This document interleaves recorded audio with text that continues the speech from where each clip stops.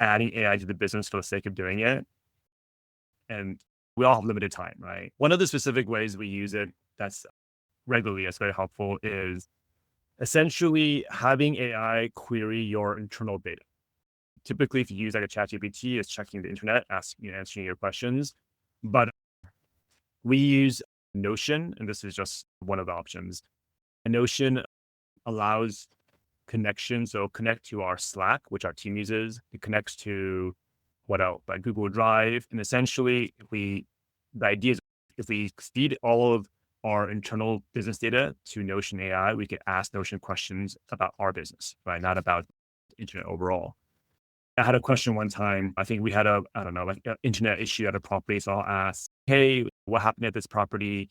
How did we end up fixing it? I don't remember. They said, oh, back in February, we determined the router was broken. So you bought a new router and replaced it with this model. And it confirmed it worked now. I'm like, okay, cool. Like it has all that history because it's in our Slack messages and we have an AI ticket for all our meetings that documents all that. Yeah. So the more you could gather your data and give that to AI, the better and cleaner data is, the better I can answer those questions. Welcome to the She's Got Assets Real Estate Investment Podcast. I'm the host, Shona Lepis. Follow along as we unpack and demystify real estate investment strategies through expert interviews and personal experience. From how to find off-market deals to creative financing to long-term and midterm rentals, we aim to educate and inspire others to gain financial freedom and generational wealth through real estate. And as always, please subscribe so you never miss an episode. We really appreciate reviews. It helps others find us and it just helps us get found. Hey, everyone. Welcome to She's Got Assets podcast. Today, I have a really special guest on, Allen Duan. He is the owner of Hospy Homes, very well-known midterm rental operator, entrepreneur, just gives us a ton of value in the industry. I'm super excited to dive into midterm rentals and all of that. Welcome, Allen. Thank you, Shona. I love doing these. I love having these conversations and just connecting with different audiences. So happy to be here. Awesome. I know we did a little pre-talk, but maybe just like a nutshell version of where you're at and your evolution in the midterm business. I'll try to keep it concise because all everything furnished rental related, it started back in 2017. But basically, we got started off more in the short-term rental space, doing rental arbitrage. I'm happy to talk about that for those who are not familiar. Long story short, during the pandemic, several different things changed where it started our transition to co-hosting and then eventually the management model, which we do now. It also shifted things in our market, I'm sure everywhere, for more short-term commitment. In Los Angeles, so a lot of the, became more and more strict with short-term rentals. So now our thing is midterm rental property management. Los Angeles area, and we have about 35, 36. All things furnished rental related, short-term midterm rental. We got started back in 2017. Our original strategy was rental arbitrage, and I'm happy to talk about what that is if people aren't familiar. But long story short, the pandemic was definitely a big catalyst change, but it started our transition and shift toward co-hosting and then eventually property management, and also the shift from short-term to mostly midterm rentals now. And that's partly because we're in Los Angeles, Southern California, and like most large urban areas, a lot of cities are pretty strict about short-term rentals. So we manage mostly midterm rentals now. I think all how we landed in midterm, right? We started on short. Yeah. Of course, yeah. Yeah, I like it a lot better. I feel like the trend is co-hosting versus arbitrage, but I'd love to hear your pros and cons. Oh, yeah. Evolved into that. Definitely. Yes. Arbitrage, co-hosting. I would say those are the two kind of, broadly speaking, midterm rental business models that don't require you to own properties. So arbitrage, when it was popular, that was the main selling point, especially if someone is trying to teach others to do it. It's start an Airbnb business without your own properties, right? That's the whole thing. And, we obviously made that shift for different reasons to co-hosting and then property management. The arbitrage model, with all the pros and cons, it can work. I know people can do it, and that's their main model. But quick definition, arbitrage typically is you're basically the long-term tenant of unfurnished property. You sign a 12-month lease as the tenant with permission to furnish and sublet it. And then whatever margin you make above the long-term rent, that's what you keep. If it's vacant, you still pay rent. And then co-hosting, which is very similar to property management, is essentially you're typically charging a percentage management fee for the rent you collect. So the risk shifts to the owner, but then the upside is also on the owner, right? As far as arbitrage, you have a lot of upside, but also more risk, which is typically how it works. Yeah, no, that's what I don't love about arbitrage. It's Sure. just there's a lot of you have the upfront furnishing costs, you have Yeah. vacancy, and you're responsible for that. I do the reverse arbitrage or lead matching, Sure. like where you find the lead. I haven't done that, but that to me is like a good middle ground. Yeah. Yeah. That business is if you're great and you like to build those relationships and get those leads, that's I would say the key piece of being successful there. Yeah. And I think that's what's cool about Mitramentals.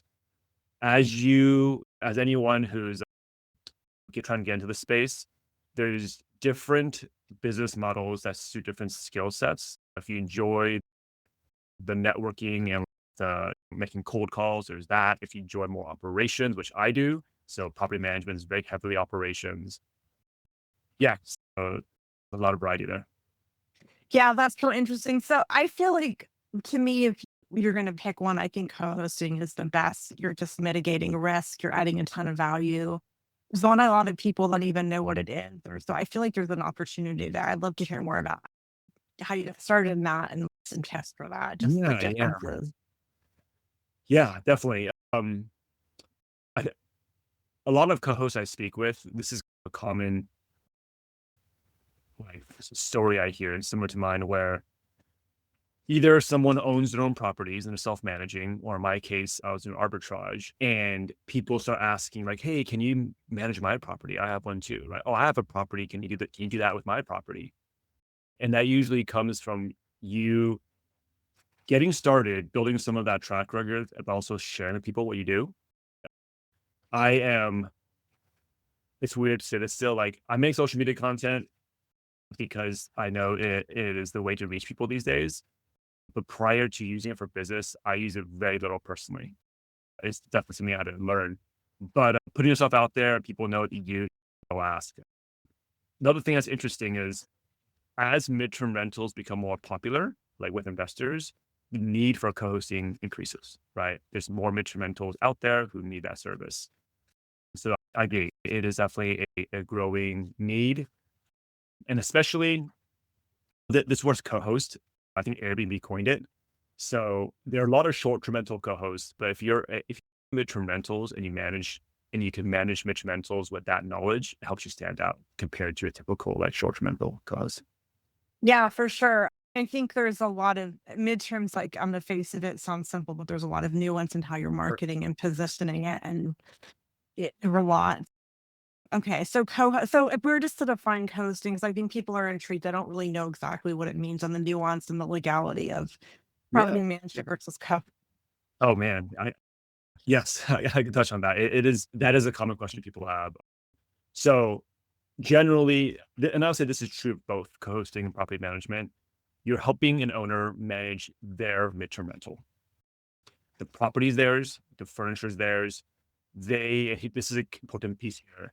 That owner has to have made a decision that midterm rentals is a good option for their property, and then you're helping them. So that, everything from making a listing and getting it booked, marketing it, answering questions for the tenants, that kind of stuff, scheduling cleanings, maintenance, all that kind of stuff. And then typically a co-host or a property manager would charge a percentage of the rent that they bring in. They don't make money if the property's vacant. I am not a real estate attorney, so that's the caveat here, but I could just share from my experience as a property manager. Every state, as far as I understand, has requirements legally of what's required to be a property manager and what kind of tasks you're able to do there. For example, I'm in California. This is just one example. You have to have a broker's license or operate under a broker, be a property manager. And there's certain things you're allowed to do when you can't technically do as a co-host. So that's the high level. I'm happy to share details there. But functionally, I think about from the owner's point of view, the customer, similar service. Yeah, I feel like for when I explain it, I'm just like, we can't touch the money. We Yeah, have to that just is the key that's word, the big thing. Yeah. like where the rent goes.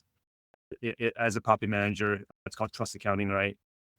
If you're a property manager, you could collect the rent and then pay the owners, as opposed to co-hosting. The money, the rent goes to the owner, and then you charge the owner your fee. So what is when you're now a property manager, is that how you position yourself or a We are, co-hoster? yeah. So Okay. we operate under a broker in his license. So we do property management. Okay. So I'm always curious, like nuts and bolts. Like I know there's always a range. What would you say is a typical range for co-hosting versus for midterms, right? Or property management for midterms? Yeah, you talking about the fee? Yeah. Mhm. Yeah, I would say most common what I see is 15%. I've seen some 15 to 20. I think is most common. Yeah. And short term, I feel like it's up to 30 for a It good, can be. right? Yeah. Can be. Okay. Yeah. So, I mean, I always like to ask. So the difference being a good like a midterm operator, I think there's a lot of nuance and like how you Yeah. position yourself, being really like how do you explain that? 'Cause I think it's yes, it's a furnished property, it's 30 plus days, but there's so much, there's so many niches within that who you're renting to. And Yeah, yeah, definitely. Coming from my start was in short-term rentals, and one of the things I think on the surface, it seems like midterm rentals will be easier because you have less turnovers, right? And that is true. I would say if you're managing a bunch of short-term rentals compared to midterm rentals, the challenge with short-term is the frequency of turnovers and the operations that you need. The challenge with midterm rentals, though, is the bookings, the marketing for getting bookings. With short term, you create a great listing. If your pricing is good, people are just booking on Airbnb. Happens automatically if you have good property. With midterm rentals, it's much more proactive to get the bookings. Oftentimes, I'll see people who they have a midterm rental and they just have it on Furnished Finder and Airbnb, and that's it. And that's definitely the suboptimal way to market a midterm rental. So people talk about insurance bookings, corporate bookings, B2B all the time, and a lot of great bookings come from those ways. So that's really what I would say is the main value working with a rich rental kind of manager or co-host if they come with those relationships already. so let's talk about marketing because I think you need to be on platform and it's also relationship building. And so what are your how are you going? What are your main sources and leads and how proactive are you versus no? Yeah, yeah. With all marketing, there's inbound and outbound, right? And I understand not everyone is doing this full time, or maybe for the audience, if you guys have your own properties, you're not going to build like a marketing team per se. But the word networking gets used very often, but essentially there's different communities online. If you connect with other operators in your market, that's always a great foundation, right? People could share leads with each other and whatnot. And this industry is relatively young, but it definitely maturing of lead connectors and like the relocation companies. While those companies will use Airbnb, for example, at times, you can also connect with them directly. Yeah. And essentially, once they had your property on the list, they'll reach out to you, keep that relationship going. That's the first step I would say to get started without kind of hiring people and building something else out.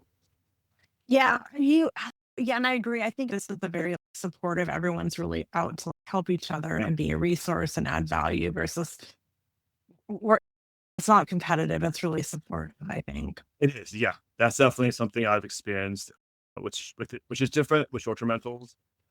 I think it makes sense because the nature of short term rentals, because it's so based on your property, it is by nature a competitive market, right? Like your property looks better, it's priced better, book mine, right? Yeah. And oftentimes MTR booking, sometimes they need a lot of properties. So there's a lot of collaboration opportunities there.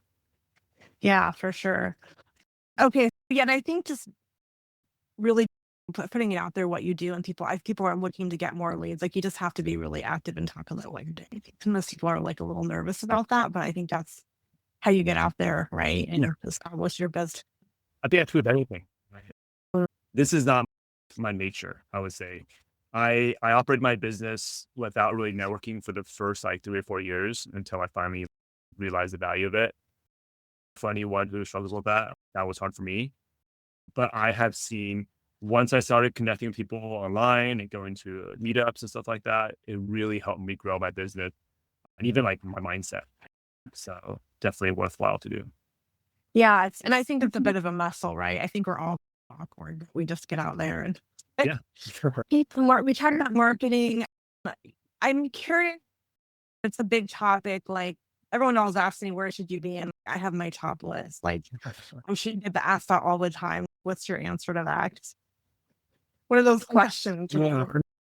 It's there's so many markets that work. I'll give an example.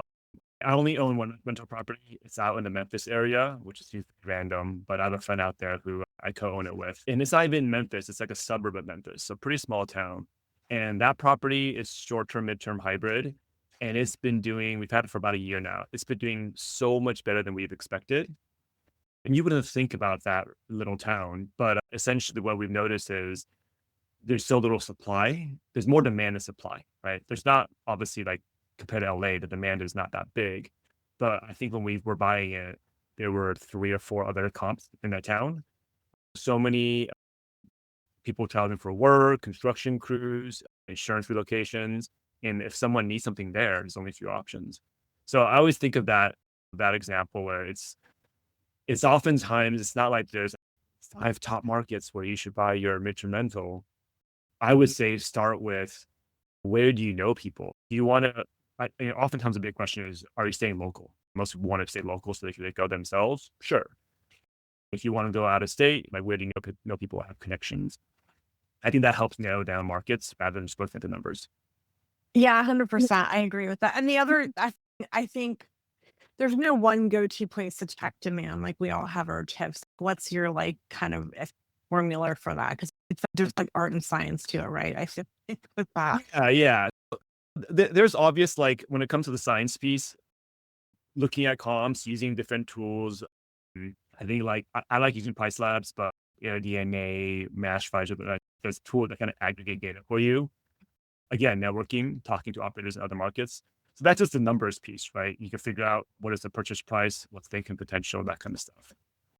The other part, I think that's more of the art is just in any business, we have to understand who we're selling to, right? Like it doesn't make sense for someone to create a product and then go out there and say, hey, let's see if I can find a buyer, right? You first find out people want, then you make it.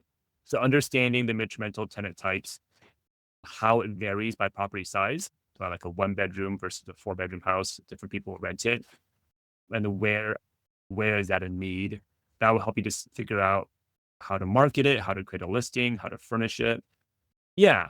So I'll give one specific example. If you're in a town or market with a lot of development going on, then there's probably more construction projects, right? So that could be a specific niche that you rent to. Yeah, for sure. So when you're looking at the data, like short term, are you saying if there's a demand for short term, are you taking a percentage for midterm, or because that's a different, right? Kind of. Yeah, I'm just curious. Are you talking about like what percentage are you referring to? So if you go to Airbnb and it's whatever we're looking for certain occupancy, are you taking a kind of a little bit off, shaving that off for midterm demand? Kind of just curious. So with those tools, I can speak to price stats specifically. That's what I use, but it's similar for other tools. They're originally built for short-term rental data. In price labs, at least I know that you could filter for properties with 30-day minimum. Right? So that we look at the midterm rental data. Occupancy is much harder to estimate than the rental income. I know in my market what it should be, around 75, 80%. It's a good occupancy. And that doesn't mean the same for every market. So that's one of the things that it's hard to pull that from the data, partly because it's not as seasoned, right? A lot of the midterm rental inventory is newer, maybe a few years old. Some of it used to be a short-term rental that converted, right? So the different there.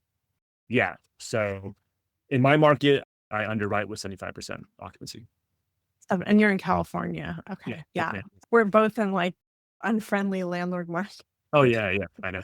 Excited. This is a little, okay, so stick to property types. I think that's important to understand who your guest avatars, and that kind of leads me to like in-demand amenities. How are you furnishing what are your kind of go-to amenities or like minimum, depending on who you're marketing to and who your guests are? Yeah, definitely. Just putting into broadly two categories. If you have a smaller unit, a one bedroom or maybe even a two bedroom, you tend to get the single or a couple traveling. And then when you have the 3 or 4 bedroom home, it tends to be a family, right? We, we always recommend a desk in either small or big properties, just because a lot of people can work remotely now. If the desk could be in a bedroom with door could close, then that's even better. But even if you can't fit one in the bedroom, even have one common space is better than not having one. And then this is one of also the shifts if you're coming from a short-term rental kind of perspective.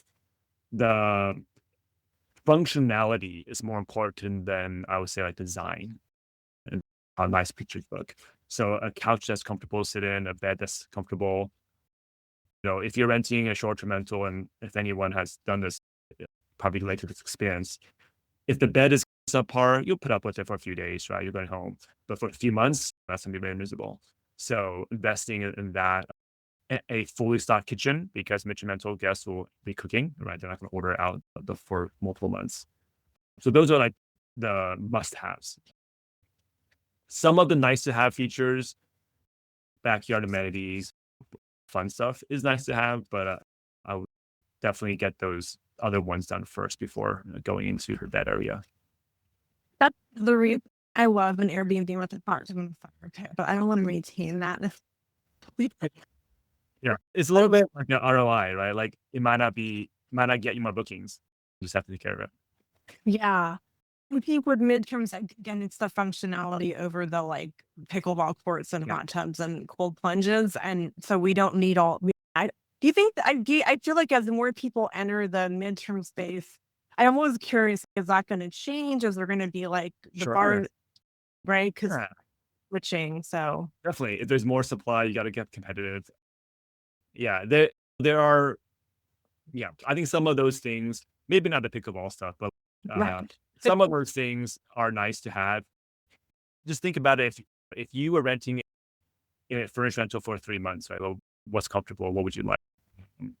Yeah, and again, it depends on the market, right? Some markets are highly competitive. Maybe your avatar is attracted to certain type of amenities. Are you doing a little bit of hybrid, or because of regulations, mostly midterm? I'm just curious. Yeah, so as a property manager, if a property is eligible for short term and the owner has that permit, then we will do that, and it'll be hybrid. I think we have 2 or 3 like that right now. And this is just, again, as property manager, we give our owners that preference if they are purely like maximize revenue.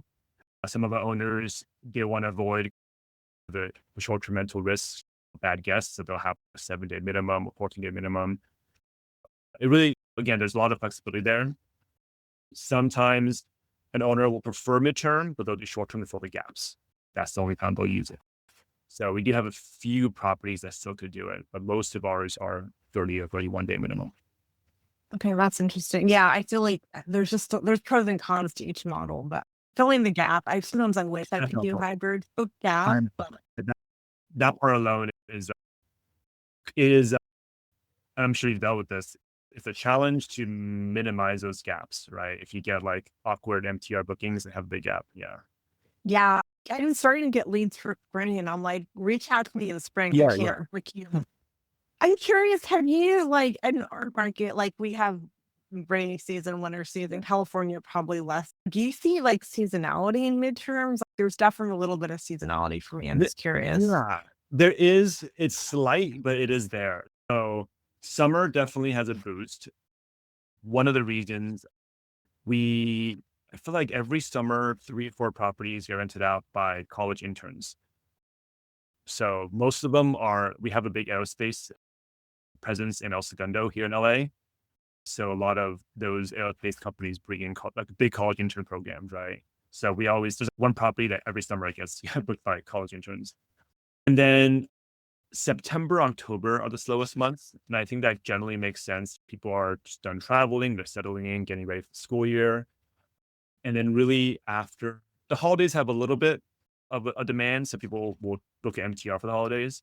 And then really starting March, I would say March through August Yeah, no, that's the same here. Are you adjusting prices with a dynamic pricing tool to account for that, or how are you? I'm just manually. And we've experimented with so we'll use price labs for our short term and the hybrid, but for the midterm only, we've experimented using price labs to automate it, but currently I'm just doing it manually. I have my pricing strategy of what I wanted to do. Because so the advice I give people is like, if you're familiar with the dynamic pricing tool, if you have a pure MTR, you can't just set it and forget it because it's not designed for that. If you play with the settings and make it work, it's doable. But I follow a lot of the similar principles with short-term rental pricing, but apply to the 30-day minimum. For example, if a property is vacant today, I'll discount it to get immediate booking, right? If someone wants to book 6 months, I'll give a better rate than a 1 month booking, right? So similar principles there. If there's a booking that wants to check in right after my current booking checks out and it makes that gap small, I'll give a better low discount there. But I'm currently doing it manually. That's what I do. I dabble with dynamic, and then I'm just like, I know the points, and it just one more thing. Yeah, but then I'm like, should I be using dynamic? I can't do hybrid. So I feel like if you are doing hybrid, we really should be leveraging that. And for anyone that's not, it just has all this data that it's seeing like spikes and right. So I feel like there's no way we could possibly keep up with. And it's I think it's like $20, $30 a month. It definitely is worthwhile for the cost. Yeah, that kind of leads me into like tech stack, and obviously everyone's like playing with AI. Like I've been using it for proposals. I'm like, it's like an inner geek. So I'm curious, like, and all of that stuff to make your life easy. Definitely. There's two perspectives here. We probably have like dozens of, so for the business overall, different apps we use. So there's the business tech stack, but if someone just has 1, 2, or 3 properties, obviously you don't need all that, right? When it comes to the PMS, I've seen a lot of operators use a short-term PMS and a long-term PMS side by side because midterm rentals, you need features on both. And I don't know currently, at least, a PMS that does that, right? So for example, if you use a short-term rental PMS, it connects to the Airbnb and does all that stuff. But usually those don't have like leases or background checks and stuff like that. And then the long-term, like a turbo tenant, for example, has those features, but obviously doesn't connect to Airbnb. So we use Hostfully. We also use Hospitable. We use two. It's interesting as our PMS. And then there's a lot of apps that we use that are more helpful if you have multiple properties you're managing. Yeah, I think that's the first one to start off. So Hospitable is my favorite on the short-term rental side. It's I think most user-friendly. I think they have a great team behind it that's building it. So I recommend them. Yeah. So I could talk a lot about the business side, Slack and like task management, project management tools, but maybe less relevant if someone only has a few properties. No, I think that's interesting because I think as you scale, and I think for me, it's like being intentional about choosing a tool that will scale with you because you might start out and then you're like, oh no, I'm switching at software is. Oh man, yeah. We migrated PMS and at one point, and it is a lot of work. Yeah. Yeah, I've done it like maybe 3 times and it was just really painful. So I wanted to have something that, and I have long-term and midterm, so I wanted something that would scale. So I use Buildium, which is really a long-term, and I use it just because it will collect rent, do maintenance, all the things, and you can automate some things, but it's not a typical midterm plan. Got it. Yeah. Yeah, let's dive into it because I think that's an important piece of this. We are operating just a business, and I think that it's really important to like, and technology is just, we're in an exciting time with AI, I think. So I'd love to dive into that if you're. Yeah. Man, AI, I was just talking to someone else the other day about this. I'm always tempted to dive into AI more and think about all the ways I can use it in the business because there's countless ways, right? But I often my current approach is I'll go use AI to solve a current problem I have because otherwise I'll just spend so much time there adding AI to the business for the sake of doing it. And we all have limited time, right? One of the specific ways we use it that's very helpful is essentially having AI query your internal data. typically, if you use like a ChatGPT, it's checking the internet, answering your questions. But we use Notion, and this is just one of the options. And Notion allows connection. So connect to our Slack, which our team uses. It connects to what else? Like Google Drive. And essentially, the idea is if we feed all of our internal business data to Notion AI, we could ask Notion questions about our business, right? Not about the internet overall. I had a question one time. I think we had an internet issue at a property. So I'll ask, hey, what happened at this property? How did we end up fixing it? I don't remember. They said, oh, back in February, we determined the router was broken. So you bought a new router and replaced it with this model, and it confirmed it worked now. I'm like, okay, cool. Like it has all that history because it's in our Slack messages and we have an AI ticket for all our meetings that documents all that. Yeah. So the more you could gather your data and give that to AI, the better and cleaner data is, the better I can answer those questions. The other, if I had to recommend, I have one AI app that I use every day, multiple times. It's a dictation app called Whisper Flow.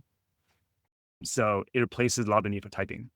And it's not just the old school dictation. It will actually like make edits for you to make it nicer sounding than just strictly what you're saying.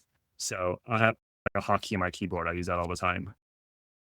Yeah, but those are two examples at least that we do. Yeah. I love that because I think we often if we're not training AI or putting good inputs in it, it's just we really need to be intentional about that, I think. So yeah, and you can actually upload if you're just using chat, like documents and stuff, but I love that it's looking at all of your channels and really giving you, because yeah. So are you uploading SOPs to that, or and you like saying follow this? Yeah, so it's the way Notion, I think they call it connections, and maybe different names for different AI tools. But essentially, Notion allows you, like we have our SOPs in Notion's like a knowledge base. Our goal is to everything in the business is it connects to Notion. So Notion, when we ask a question to it, it has access to that. I think right now, pretty much everything we have is connected in some. Yeah. So yeah, property database, the SOPs, and then our communications. Yeah, that's all there. Yeah, it's a powerful thing to have all that centralized, and it's like a living thing. Awesome. So if someone has a couple properties, I think sometimes we can get we need all of this tech, and I think there's a balance, and you can scale, but what's the balance of what's the minimum? And then as you scale, you can, I feel like there's so many shiny objects I'm always like, should I be doing this? I'm like, no, I have a system. I don't get that. Yeah, that is why I tend to hesitate when people ask me about tech stack questions, because I think it is easy to hear what someone else uses and then just think, all right, I got to get all those apps right before I get started. I am a big proponent of build as you go. I remember I heard this analogy a while back about entrepreneurship. An entrepreneur jumps out of an airplane and builds a parachute on the way down. And I think the power there is to usually when you approach it that way, you're making sure you solve the problems you actually need to solve versus you're like pre-solving things that end up not being a problem and waste time. If someone had one property to start off with, I would definitely recommend getting the PMS. I think that's worthwhile for even one. And then it's easy to scale, like you mentioned. That's, I would say, the only thing in the beginning that you need. If you are managing yourself, you don't need something like Slack. It's just yourself. If you start building a team, you get VAs, something like Slack might be useful, right? Rather than using text messages all the time. Personal, like task management, like a to-do list app, I think always helps you keep organized. And everyone has such different, some people like to do pen and paper, right? And notepad. Some people I use an app called Todoist.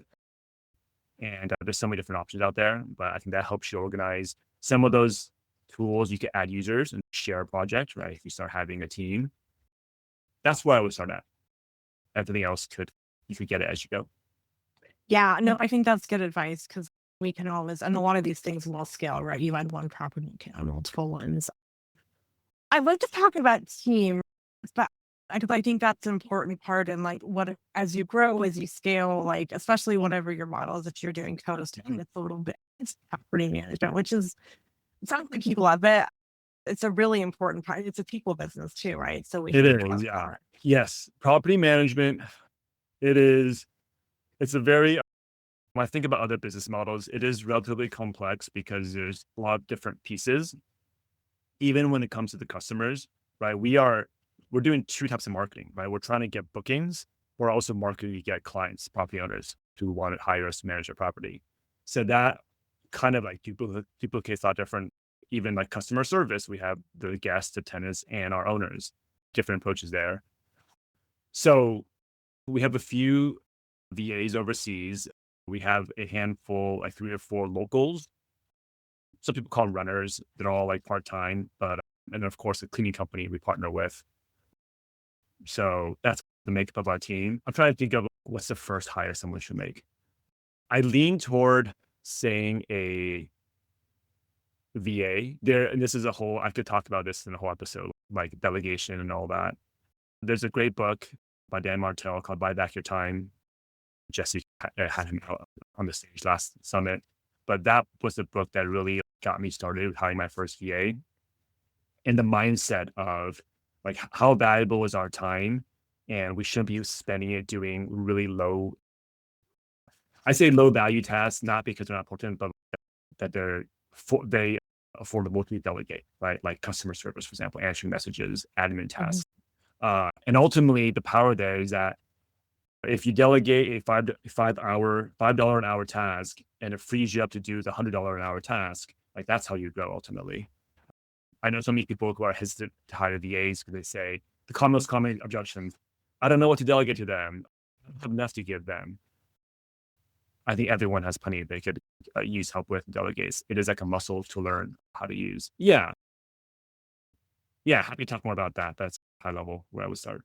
Yeah, no, I think delegations, I think as entrepreneurs, we're the first ones doing this stuff. And we always think we have to do it. It's hard to outsource Yeah. that. But I think to your point, I think it's an important skill. So I know that book, I feel like it's very popular. Yeah. It's very, Dan does great social media, so he's getting known, but I think it makes it, it's not very dense. So I think it makes it very readable for anyone getting started. Yeah. And I'll say, just as an encouragement to the audience, even this past year, I've made a lot of growth in my kind of delegation muscle, particularly like letting go of things, right? And shifting to my mindset where my VAs are not my assistants. That's why I don't really like the term VA. I call them like overseas talent. I want to give them areas of responsibility in the business. Like one of them takes care of the maintenance and cleaning coordination, and I want to be their assistant in their area of responsibility, right? Because even like this week, I'm tempted to jump in and solve the problems that I see. But by doing that, it takes away their agency, and it's discouraging, right? If your boss keeps doing that, I want them to take ownership of that, the good and the bad, and support them and let them ask me for help. And that's hard because I could see something not working well. I'm like, that's my business. But I'm thinking long term, right? I want them to grow from that challenge. Yeah. So when you're starting that first up, I've tried out VAs. I haven't stuck so far, but like, what are you looking for? Someone that understands the industry, or someone that you're like, here's our systems, here's our SOPs, and you're looking. Yeah. It, I think it depends. So we have one VA that's their primary role is customer service, and then the other one is the cleaning and maintenance. I would say that second one, she has short-term rental experience. I think that role it's much more important to have the experience because otherwise you have to tell them everything, right, what they're learning with you. On the other hand, if it's just customer service, they're mainly answering questions, communicating. I think that is a role you could hire where they have great customer service skills, even if it's from a different industry, and they can just learn about the properties and kind of specific questions. But that kind of customer service skill and personality, I think translates better. So I think it depends on the role.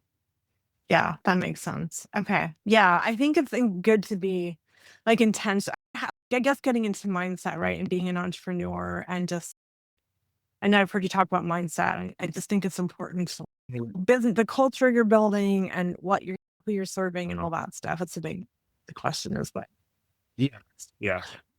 yeah. So when you're looking at your business, what are you Do you have like core principles or because I feel like I love about midterm versus short terms is we are oftentimes providing a home for families, a temporary home, like whether home's been damaged or they're here for work. Hey there, savvy investor.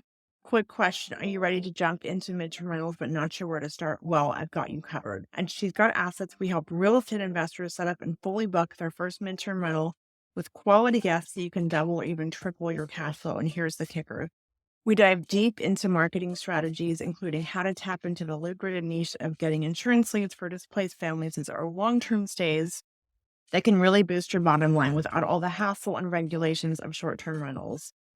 Sound interesting? Head over to she'sgotassets.com/MTR and get all the details. And if you're new to real estate investing, we've got something just for you. Check out our REI Playbook course where we teach you how to snag your first investment property by finding off-market deals without cold calling or door knocking. We'll even walk you through creative deal structures like owner financing and how to leverage what you've already got. You can find all that goodness at she'sgotassets.com/REI. Oh, and one more thing, don't miss out on joining our free She's Got Assets community. We've got a ton of resources plus weekly live streams where you can dive deep into strategies to help you succeed. You don't want to miss it. Trust me. Hop into the community at she'sgotassets.com/network and let's get you crushing those real estate goals. All right, back to the show. And I think we're adding a lot of value, not necessarily affordable housing, but like we're adding value. And that kind of speaks to me. I'm curious what you think about that. Yeah. It's one of my core principles, and this is for our business as well as just myself, is providing value first. Meaning it's not even people who might have interacted with me. I've seen this where while I do have a business and something to sell, like I'm happy to help people, whether online in the groups or elsewhere, because one, it's personally fulfilling. But I do believe from the business point of view, it does in the long term help you grow, right? It helps you build your brand and all that stuff. And I think that's one of the important mindsets there is this like long-term thinking, delayed gratification. It's not about making the money just today, right? Yeah. This kind of comes from our start in the short-term rental hospitality space. We want to provide a level of customer service that's very above and beyond what people typically expect for like a long-term tenant situation. So we apply short-term rental hospitality like standards to midterm rentals when it comes to the messaging and like the things we're willing to do to help them be comfortable and stuff like that. Yeah, so those are a couple of them. I kind of love that. And I do say, I mean, I like to say you're in the hospitality business. And if that's not your jam. Yeah. So what are some examples of that? And I feel like people typically have a kind of anything landlord, or people don't have the best experiences. So what are you doing to change that? Or how do you Yeah. So that is partly the reason why we use the term guest rather than tenants, adopting that from the short-term rental space. I think it's always a reminder for myself and my team when we call them guests rather than tenants. When you think of it, if you have a guest at your house, right, you're taking care of them, you're hosting them. Some examples, there's a lot of things I want to do. I have a lot of ideas of things I want to do to improve this piece of it. We made like greeting cards that are branded with our business branding, and as much as we can, we'll try to write like a personal note for them if we know their context and why they're coming. So when they arrive, there's this note saying, "You're welcome, make yourself at home." At the minimum, we'll make it a generic message. But if we know, I don't know, this is not that common, but sometimes people will come to, especially if they're from another country, they might come to the US for the baby before, and then we could write something specific there for them.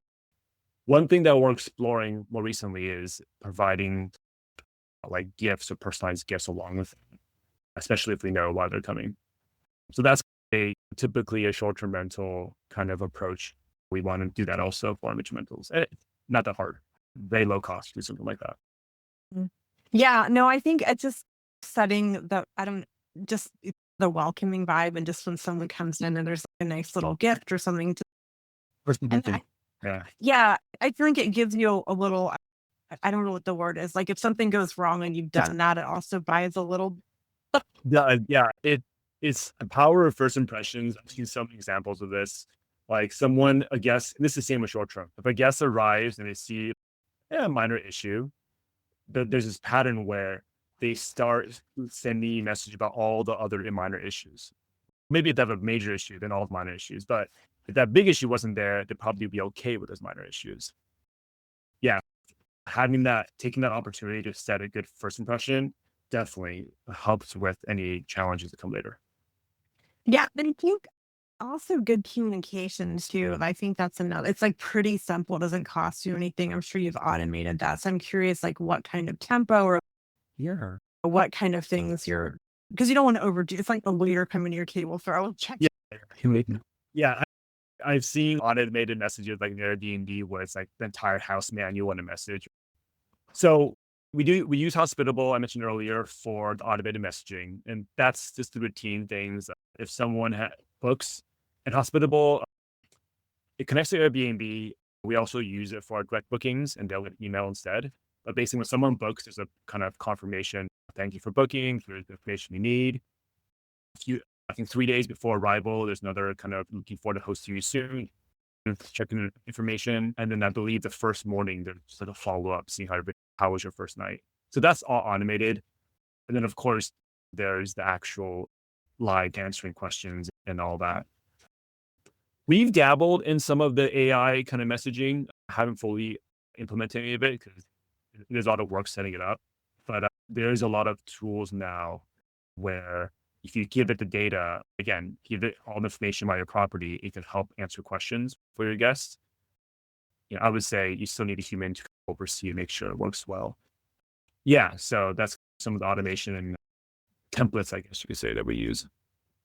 I'm curious what of the what your experience has been like short term is usually a lot. I get with everyone has smartphones, but like want more questions with mentions. I feel like you have a really good, I call it house notes or whatnot. Most of those things are addressed and people don't need to ask you. So I'm curious how you navigate that and what you put in there.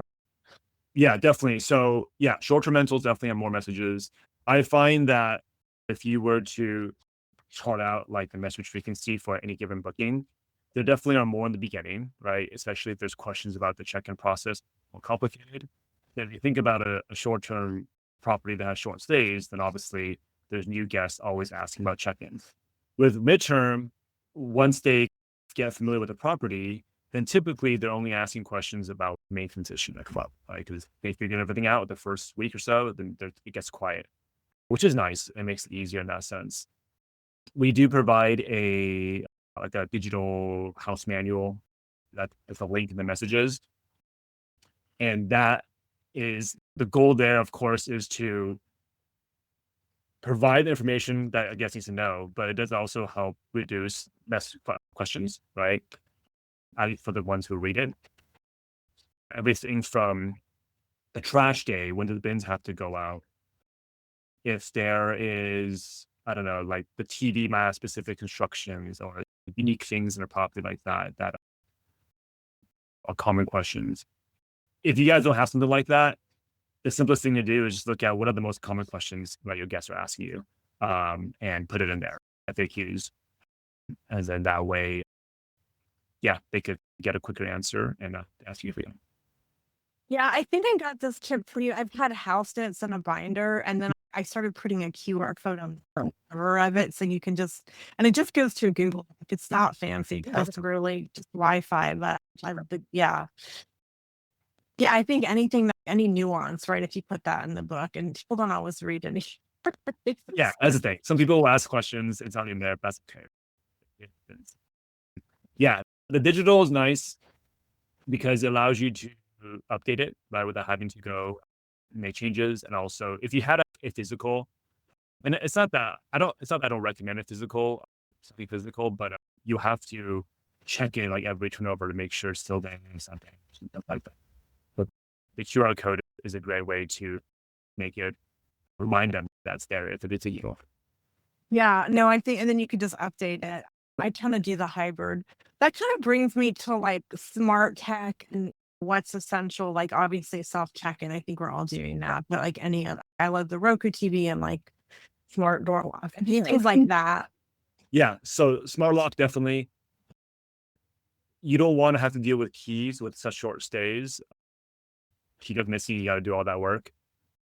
So smart lock is a must. We always want an exterior camera, the front door, and it's some people who are new to Mitchell rentals, they'll ask a question I get once in a while where, does that make tenants uncomfortable? And we rarely ever get anyone mentioning the exterior cameras, only exterior. It helps you, because of the self check-in, it helps you see who's arriving, if it matches who they said they are. Again, coming from the short-term rental space, we have so many fun horror stories of short-term rental guests where the camera is so vital just to know what's going on and maybe catch it ahead of time. What else?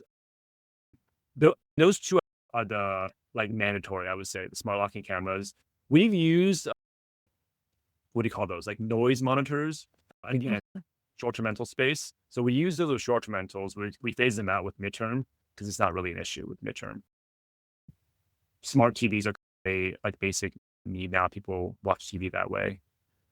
Some of our properties will have smart thermostats. That is mainly beneficial for the owner, right?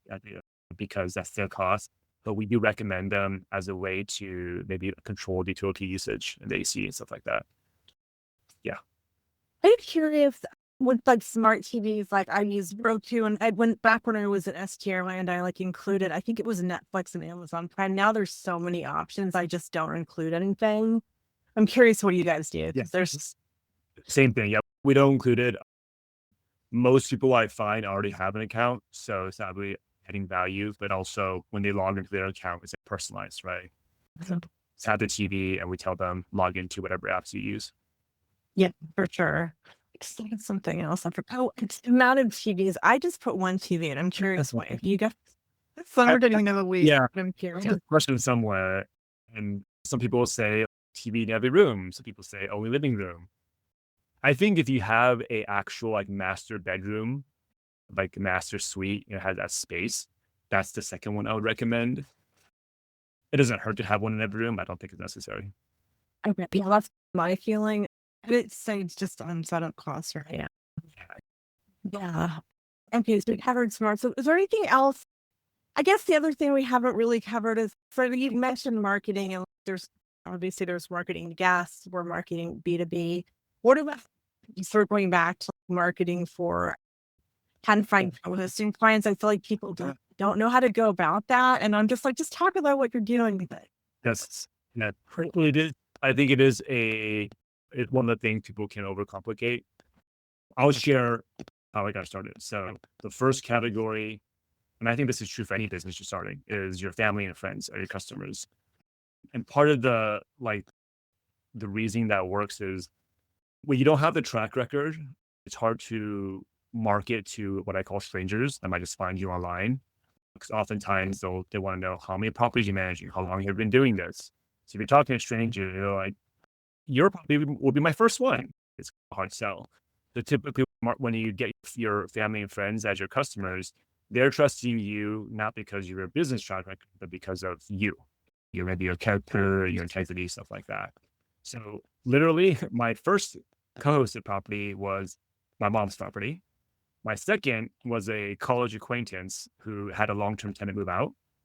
And then my third through seventh, because they had 4 or 5 properties, was someone from work that I carpooled yes. And we just chatted about what we did.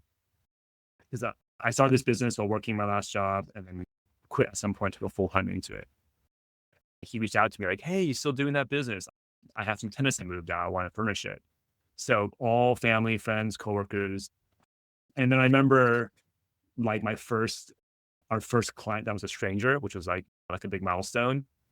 He basically, I try to be active in the Bigger Pockets Mitchell rental forum. And this person was just Googling about Mitchell rentals, researching, and found a reply in the Bigger Pockets forum. And I mentioned Los Angeles and they're here. So that was our first like stranger who found us online. And wow, this is like cool. And so now we have a lot more of those. But that's where to get started. Once you get further along, the more advanced, creating social media content, making a good website, SEO, people will find a website now, but that's kind of order you should start with and build up to. Yeah, that makes a lot. I love that family, your spirit of influence, because there's already trust there and you're not like trying to pitch yourself. My favorite are like long-term going midterm. I just love that work. Yes, you can. I think we all know people who own long-term rentals that we might not we might not know they have them. And then they might mention, oh yeah, I have rental property. You're like, oh, I never knew that.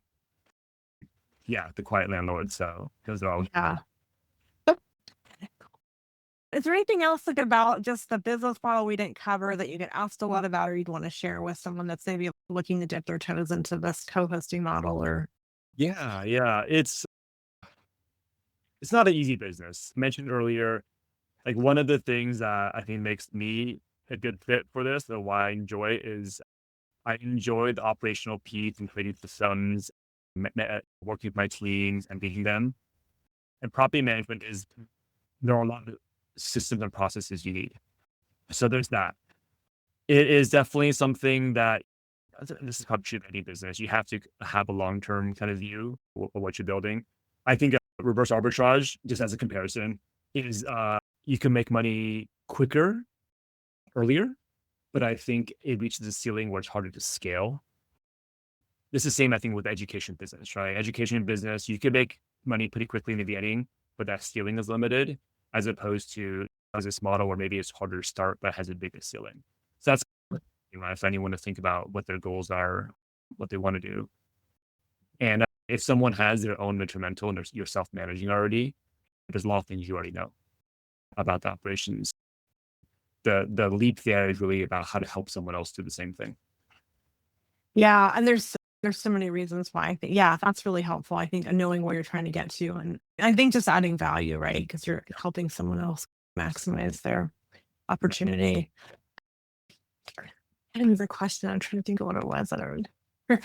Just this is a totally random topic, but I feel like it's another one of those trends. Talking to another seasoned operator, deposits, damage waivers. I know it's out of the blue, but I'm just curious on your take on that, because I feel like insurance is asking for lower deposits, even lower than normal. So I'm just curious. Totally. Yeah. Generally, the way we do it, if it's a direct bookings, there's deposits. And then if it's an Airbnb user cover, right, he can take a traditional deposit with Airbnb. I haven't had too much of an issue, and maybe because our deposits are not super high in the first place, where reload companies are asking for lower. So we typically do just 2,000 across the board. If it's a really nice big home, we might make it higher. But it's definitely midterm security deposits are definitely like not the typical like 1 month rent, just because the rent's typically higher. Yeah. So that's the kind of the two approaches. In the past, we've used a service like Wavo, the damage waiver kind of stuff. We stopped using it, then it's the most valuable. But essentially, it brings a air cover type coverage to your direct booking, where you could submit a claim and get coverage for that booking, the damages. Yeah, that's high level how we approach that. Okay, so you're back to the pod. I feel like I heard people swear. So you're back to just like a 2K, but that is a reasonable deposit, and you're not doing a damage waiver for that, or just straight up. We're not. So we were doing a waiver before along with the deposit, but there's I don't know if this is the same across the industry, but Wavo made a change a while ago where they don't cover stained or damaged linens, and that was a lot of our cost. Yeah, so it just didn't seem worthwhile. There's another approach that we considered, which is essentially like self-insuring, right? Like you could charge some kind of management fee where you just keep it yourself, right? Create a little pool extra there and then use that for images. That is another option people have considered. Interesting. Yeah, I feel like the industry is always changing, and there's always some new like little. Thanks for sharing. I'm always interested to hear. Okay, so I have a couple of wrap-up questions I would like to ask. The top business or life advice you'd give someone to live life on their own terms. Ooh, business or life. So many business principles I realize apply to life overall. I'm pick the one. It sounds kind of cliche, but I'm trying to think how to sum this up. I want to say something along the lines of march to your own beat. meaning there it's tempting for us to do things because it's what everyone else does. And sometimes we might independently make a decision, which is what everyone else does because you made that choice. But think about what kind of life you want today and in the future and take those actions, right? Rather than defaulting and looking back years later, I just did that because that's what everyone else does, right? I think that's a core life more than just business, life overall, I would say. Yeah. And I think that we tend to compare ourselves. So I think that's really wise advice, right? Yeah. Yeah. I love that. Thank you. Okay. To the silly one. What is your superpower? It can be business, personal. This is a funny one. Back in college, for some reason, I wanted to try to train myself to be ambidextrous. I didn't actually do it, but I taught myself to brush teeth with my left hand, which is my offhand. And that is so natural for me now that I default, like, I don't have to think about it. So I'm ambidextrous, brushing my teeth only. It does make me think, like, what we're capable of, like, retraining ourselves to do if we really put our mind to it. I took maybe 2-3 months. That's it. Yeah, so that's a random one. Yeah. That's a fun little challenge too, right? Yeah. Just because It helps your brain make different connections, right? When you do stuff like that. Yeah, that's good. Because I think we do. We do have it's pretty powerful, right? We put our mind to something. Yeah. Okay, tell me about. I know you have a community, a book, a podcast, or something you recommend, and why. Ooh, you said a community book or podcast I'd read. Just like a resource, something. Yeah. Something. Yeah. It's really, I love to recommend these things, but I like to make them personal because everyone's different things. I've been listening to a lot of Alex Ramosi, but he's very much like business marketing, which is what I'm trying to get better at. Not relevant for everyone else's. Buy Back Your Time is a relevant one that I recommended a lot for those who are trying to delegate and hire their first team member. If I had to think of a general book, I think most people would find valuable. It's an old one, 7 Habits of Highly Successful People. It's a classic. Again, I love like this identifying principles that work in business, but really apply to all of life. I think there's these common threads, right, through like how the universe works. And I think that those 7 principles are business principles, definitely, but beyond business as well. Yeah, I think that in my Audible, I have to dust that one off. I think there's definitely Yeah. Okay, awesome. Okay, last question. How can people find you online, work with you, learn more about how to, if they're looking for someone to manage or work with you or, yeah. Definitely. I love connecting with other people. Our main business is property management in Southern California. So obviously it's kind of limited geographically, but we have a online community. Another guy, James Huang, and I host where we do weekly live calls. It's a free community. So that's one place.